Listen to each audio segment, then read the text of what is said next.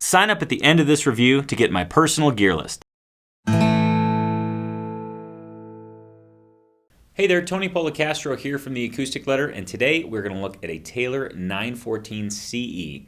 But before we do so, let me please remind you to stick around to the end of the video and sign up for the Acoustic Letter. You'll be very, very happy that you did so.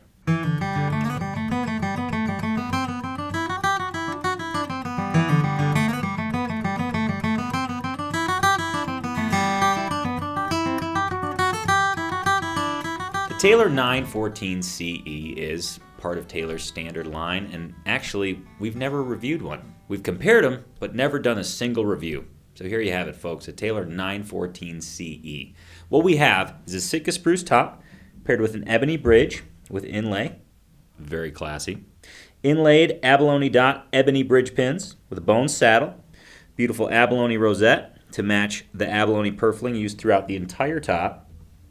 Underneath this Sitka spruce top, we have Taylor's CV bracing with relief route, which I think adds a lot of character to this guitar. It has a certain amount of punch when you really dig in that I attribute almost completely to the bracing, because you can really dig in and it throws sound out pretty hard.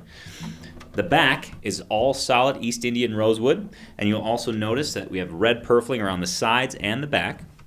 The neck is mahogany with a standard carve. We have an ebony fingerboard with the Cindy themed inlay, an 1 3/4 bone nut, beautiful Taylor headstock with very smooth Goto 510 tuners, and Taylor's Expression 2.0 system. So this guitar is ready to rock. Acoustically, it sounds great. Plugged in, it sounds awesome as well. So we're going to give the Taylor 914 CE a play so you can hear what it sounds like.